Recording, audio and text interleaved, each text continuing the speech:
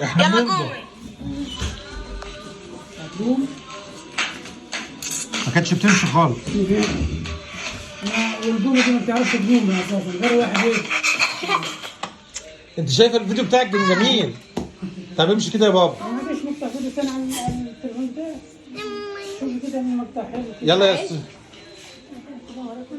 تعال بص اقعد على الكرسي هنا ماشي.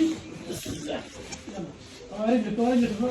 يلا عايزك تقومي عشان تقول للدكتور انا مشيت. تعال يلا بقى عشان نمشي كده ونشوف البابا. هنا اروح لك البيت. تعال يلا هنا قومي يا تعال روح الباب يلا. عند البيت. تعال يا بسم الله بسم الله. يلا ارجع ما شاء للدكتور الله ثاني. تعالي بقى حضنك بالليل. ارجع للدكتور ثاني وقول له انا مش عايز نلبس الجبير. يلا ايوه نزهقنا من الكبير. شيلي. لا شيلي شيلي شيلي. شاطر شاطر شاطر شاطر شاطر. الله الله انت مبسوطه ان انت بدات تمشي؟ قول الحمد قول له لله. انا بنروح الدرس كمان الجبير. والله الدكتور لما تبقى قاعده كمان في الارض تجي ماسكه جايه مربوطه بالراس تجي ماشيه اول بدايه.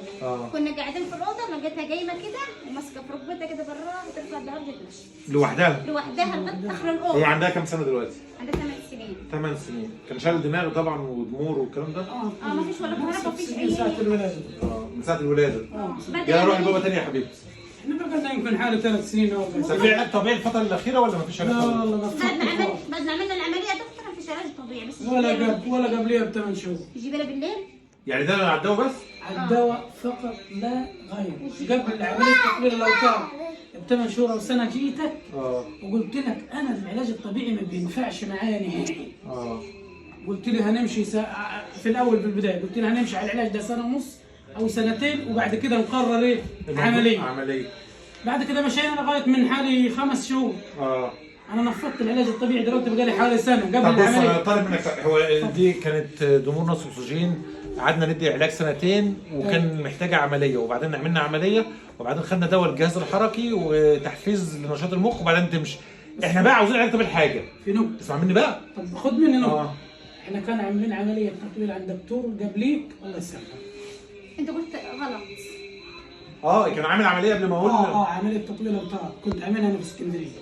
وباظت. ما انت قلت لي العملية دي مالهاش لازمة. شغل اونطه. وبعد كده من 5 شهور او 6 شهور بعت لنا الراجل الدكتور في مصر مش عارف نسيت اسمه. يعني كان عامل عمليتين. عمل عمليه قبل كده قبل ما نشوفه مظبوط مع نفسك وبعدين العمليه قلنا مش هتنفع معانا وديناه تاني لدكتور تاني. انا ما بعملش عمليات اللي يعملها دكتور عظام وديناه لدكتور عارف طريقه شغلنا فبدات البنت تتحسن وتمشي. انا بقى محتاج حاجه. اتفضل. تحسين الحركه علاج طبيعي. تحسين الحركه. انا لو عاوز امشي على الحبل هتضرر. لو عاوز امشي على يبقى محتاج تحسين الحركه علاج طبيعي عشان نخلص بقى. تمام. وعايز نعمل ايه؟